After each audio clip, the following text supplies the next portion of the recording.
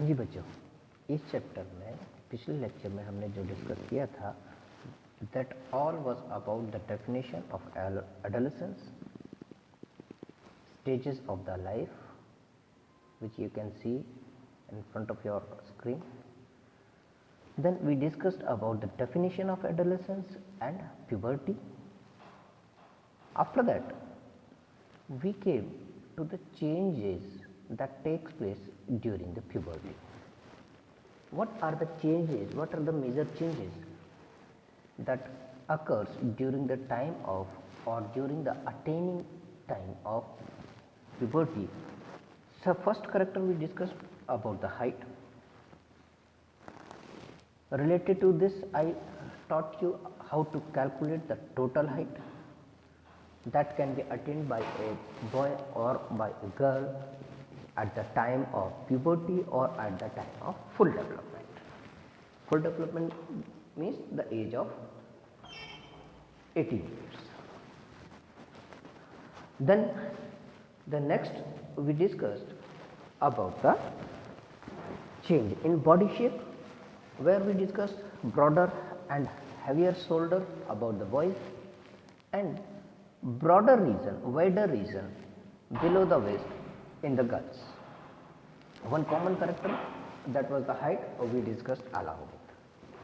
Next we discussed about the change in voice.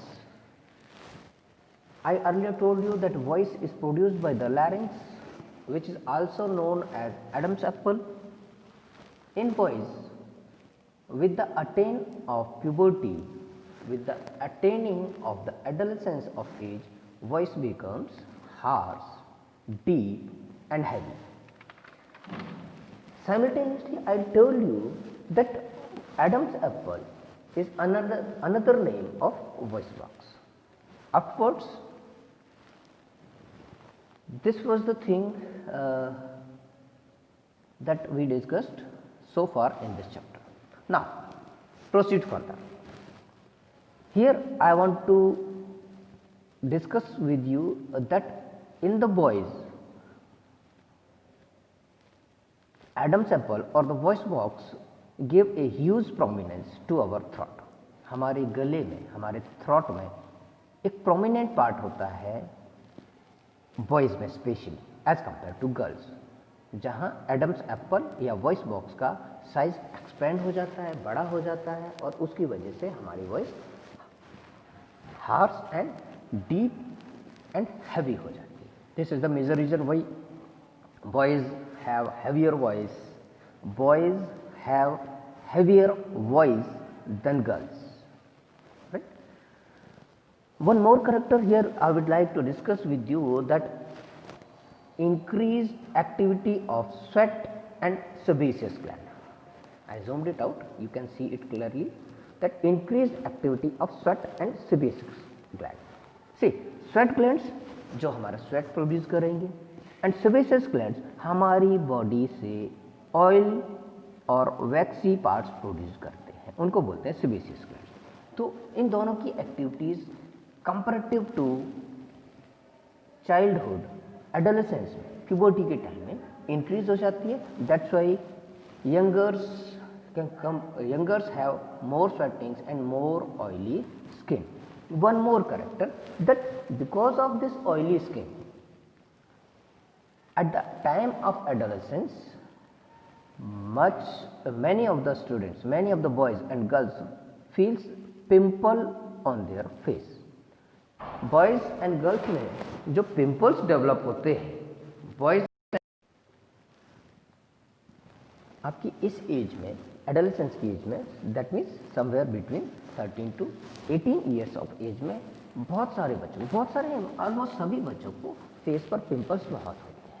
Right, this is because of extra secretion of the oil with the help of sebaceous glands. जो sebaceous glands हैं वो oil का secretion ज़्यादा करती हैं, हमारी skin oily हो जाती है and this is the main reason for the appearing of pimples on our face. Now, one more major character that I want to discuss with you. What is the major change during the age of adolescence is the development of sex organs. In the boys, testis and penis इनका development होगा, which will lead to the production of sperms, which is also known as male gametes. Boys में testis and penis का development होगा, इनकी वजह से sperms का formation होगा जिनको हम मेल गैमेट्स कहते हैं. Among the girls there is development of the ovaries. Among the girls there is development of the ovaries which releases the eggs at the time of maturation. चलिए, this was the discussion of related to sex organs. ये chapter we have already gone through this chapter in chapter number 9. Right?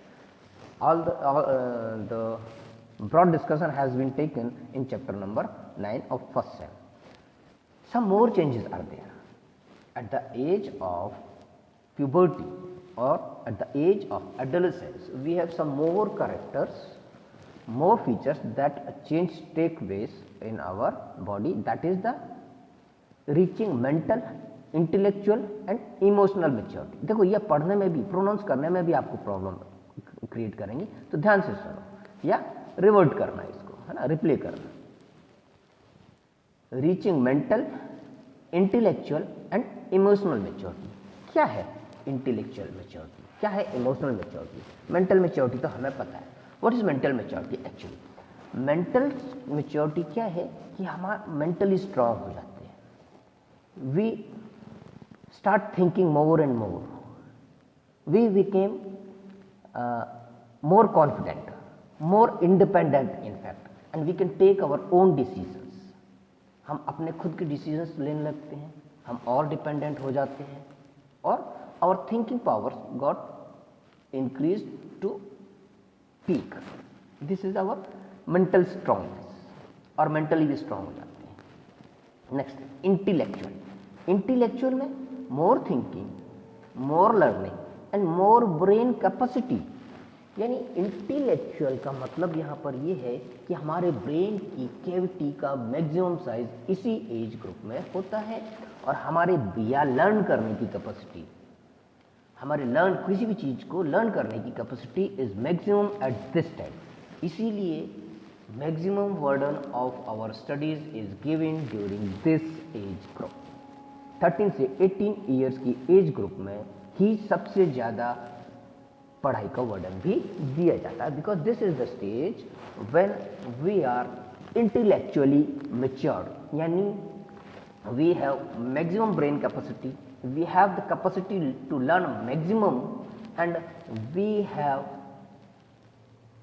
The capacity to think more and more, and finally we can apply our common sense also at the peak level during this stage.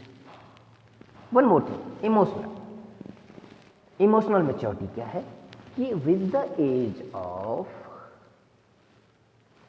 13th to 18th means इस as में आकर के हम लोग emotionally भी attach होने लगते हैं अपने पेरेंट्स से, अपने एल्डर से, अपने फ्रेंड से. There is more and more emotional attachment also. So dear students, these all were the major changes which occurs with us during this age. हमारे इस एज ग्रुप में आज की डेट में, हमारे मीन्स आपसे है, नॉट मी. 13 जिन बच्चों ने एंट्री की है 13th ईयर्स ऑफ एज में, सब ने की है, अप्रॉक्सीमेटली सब ने ही की है. तो 13 से लेकर 18 तक आपकी बॉडी में क्या क्या चेंजेस आने जा रहे हैं, आपको मेंटली कितना चेंज होना है, आपको इमोशनली कितना चेंज होना है, आपकी ब्रेन कैपेसिटी कितनी थिंक करेगी. ठीक है, ये सारी जनरल अवेयरनेस आपको होनी चाहिए थी, and that we have discussed in detail. Once again I am repeating the thing that you have to go through the reading again and again, at least twice और thrice you had to read out the complete chapter, then only you will be able to understand what I taught you. जो भी मैंने बोला है, जो भी मैंने समझाया है, जो मैंने पढ़ाया है, वो सब आपको word by word line by line, page bye page clear हो जाएगा जब आप एनसीईआरटी की बुक को रीड करोगे। Now coming over to the topic number 10.3, that is the secondary sexual characters. जैसे जैसे हम बड़े होते हैं बहुत सारे चेंजेस होते हैं, कुछ चेंजेस मैं आपसे डिस्कस कर चुका हूं। अब बात करते हैं सेकेंडरी सेक्सुअल कैरेक्टर्स की। तो सेकेंडरी सेक्सुअल कैरेक्टर्स क्या होते हैं? In boys growth of facial hairs, facial face के ऊपर हेयर्स, क्या है वो? मस्टैचेस, ब्रेड्स, दाढ़ी एंड मूछ, गॉट? तो appearance of facial hairs in the male and appearance of some of the hairs on the chest region also, chest region पर भी hairs का डेवलपमेंट होता है। जैसे जैसे बड़े होते जाते हैं, मैच्योर होते जाते हैं, तो फेशियल हेयर्स आ जाएंगे, चेस्ट पर हेयर्स आ जाएंगे, एक्सियल आर्मपिट यानी अंडर आर्म, अंडर जड्डियों छिड़कते हो, अंडर आर्म रीजन में भी हेयर्स का डेवलपमेंट होगा, एंड प्यूबिक रीजन में भी हेयर्स का डेवलपमेंट हो जाएगा। फीमेल्स में development of breast and development of hairs under arms and pubic region. So that the development of hairs under arms and pubic region is common secondary sexual character in male and female both. Got the thing? Now, अब देखिए इतने सारे changes हो रहे हैं, इतने सारे जो चेंजेस हो रहे हैं, अल्टीमेटली ये हो क्यों रहे हैं? Why these change are going on? इतने सारे चेंजेस एक्चुअली हो रहे हैं, ये सारे के सारे changes are controlled by some of the hormones produced in our body. हमारी बॉडी में कुछ हार्मोन्स प्रोड्यूस होते हैं, उनकी वजह से ये सारे के सारे चेंजेस हमारी बॉडी में होते हैं। So at this time secretion of certain hormone are at peak level. इस एज की ड्यूरेशन में कुछ बॉडी में जो हार्मोन सिक्रीट होते हैं वो पीक लेवल पर होते हैं, और उसकी वजह से हमें ये सारे चेंजेस फील करने को मिलते हैं। मेल्स में टेस्टोस्टेरोन और फीमेल्स में एस्ट्रोजन, ये दो मेजर हार्मोन्स हैं जो हमारी बॉडी में डेवलप होते हैं, स्पेशली ड्यूरिंग दिस एज। हालांकि एडोलेसेंस की एज के बाद, मैच्योर प्यूबर्टी की एज के बाद भी ये हार्मोन्स सीक्रेट होते रहते हैं, बट इस ड्यूरेशन में बहुत सारे ये हार्मोन्स, ये पर्टिकुलर दो हार्मोन्स मेल्स में टेस्टोस्टेरोन और फीमेल्स में estrogen after 13 years of age secrete होना शुरू होते हैं, जो हमें सेक्सुअली मैच्योर करते हैं, जो हमें सेक्सुअली मैच्योर करते हैं। ठीक है, testosterone leads to the development of sperms. Sperms को डेवलप करने का काम, स्पर्म्स को प्रोड्यूस करने का काम टेस्टोस्टेरोन करेंगे in the males, sorry, and in the females estrogen is a hormone which is female hormone. ये ओवरी को डेवलप करेंगे और ओवरी से एग रिलीज करने का काम करेंगे। It is the working of oestrogen hormone produced in the female. In the female, estrogen also stimulate the secreting glands of milk, that is mammary glands. That means mammary glands का development भी is because of estrogen hormone. अच्छा, चलो ये तो हुए male hormone and female hormone. Male hormone testosterone, female hormone estrogen. ये दोनों के दोनों hormone are under control of one another hormone. Both of these male and female hormones are under control of one another hormone that is secreted by the pituitary gland. अभी pituitary gland कहाँ से आ गई sir? Pituitary gland भी हमारी body का एक part है। हमारी बॉडी में बहुत सारे ग्लैंड्स होते हैं, ठीक है, उनमें से एक पिट्यूटरी ग्लैंड है जिसको हम मास्टर ग्लैंड भी कहते हैं। पिट्यूटरी ग्लैंड सिक्रीट करेगी ऐसे हार्मोन्स जो बाकी ग्लैंड्स के हार्मोन्स को कंट्रोल करेगी। So dear students, this was the brief discussion about the changes taking place during the development or during the reaching of adolescence and the during the reaching of sexual maturity, that means the puberty. Now, topic number 10.4, role of hormones in initiating reproduction and reproductive function, and topic number 10.5, reproductive phases of life in human, ये हम बाद में discuss करेंगे। हमें आज एक different topic discuss करना है, hormones other than sex hormones. तो पेज नंबर 119 एक एलाबोरेटेड डायग्राम दिया हुआ है, this one which I have zoomed out, जिसको मैंने जूम आउट किया है, इसको देखो ध्यान से। आज हम ये टॉपिक डिस्कस करेंगे and the topic name is hormones other than sex hormones. Sex hormones हमने डिस्कस कर लिए, जो सेक्सुअल मैच्योरिटी लाएंगे, testosterone in the male, estrogen in the female.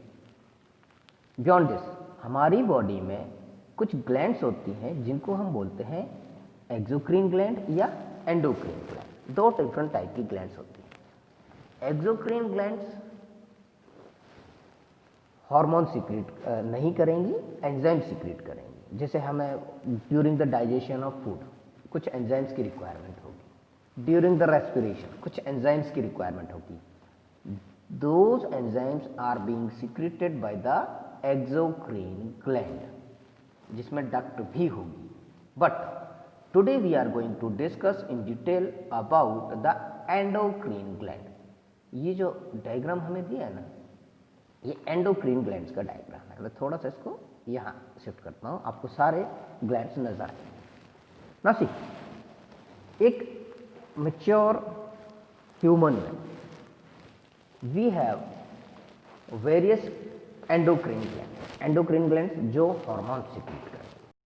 ध्यान रखने की बात है कि एक्सोक्रीन ग्लैंड्स एंजाइम सीक्रेट करेंगे and endocrine glands hormone secrete करेंगे। So hormone secreting glands are known as endocrine gland, and endocrine gland में कोई ट्यूब नहीं होती है इनके सीक्रेशंस को कैरी करने के लिए। That's why these are called ductless gland. यानी अब तो इनके हार्मोन जाएंगे कैसे, बॉडी में कैसे सर्कुलेट करेंगे? ये जहाँ भी हार्मोन सीक्रेट करेंगे वो डायरेक्ट ब्लड में चले जाएंगे और ब्लड पूरे बॉडी में सर्कुलेट करेगा।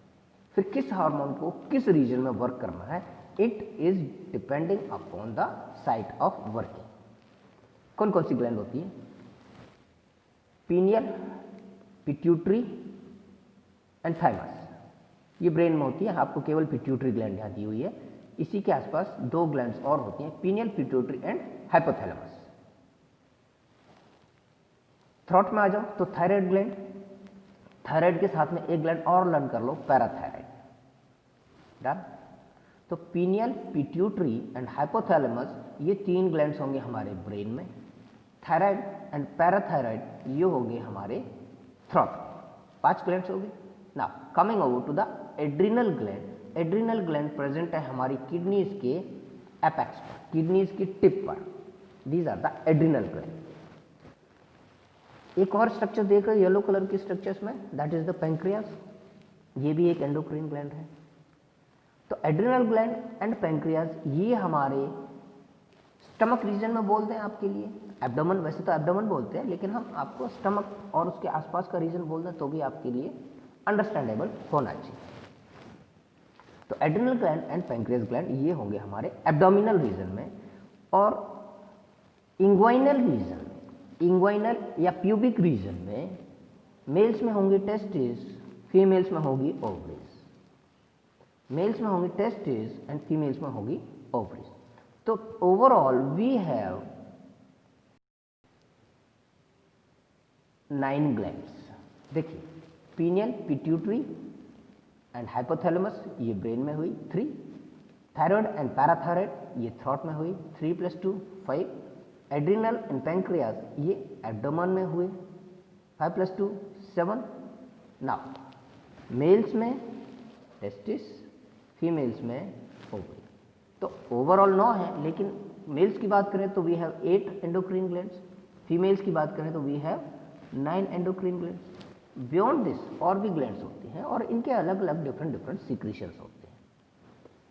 अपने नेक्स्ट लेक्चर में हम इनके डिफरेंट सीक्रेशंस का डिस्कशन करेंगे। What are the major secretions of the pituitary gland, thyroid gland, adrenal gland, pancreas, ovaries and testis का हम डिस्कस कर चुके हैं और इनका बॉडी पर क्या इफेक्ट होगा, even that we will discuss in our next lecture. But again and again I am requesting you, or you can take it as an instruction that kindly go through your textbook at least twice or thrice, then only all of you would be able to understand my these two different lectures, otherwise सब wash out हो जाएगा, right? Till you get next lectures, stay studied again and again, and hopefully you will get next lecture very soon. Good day.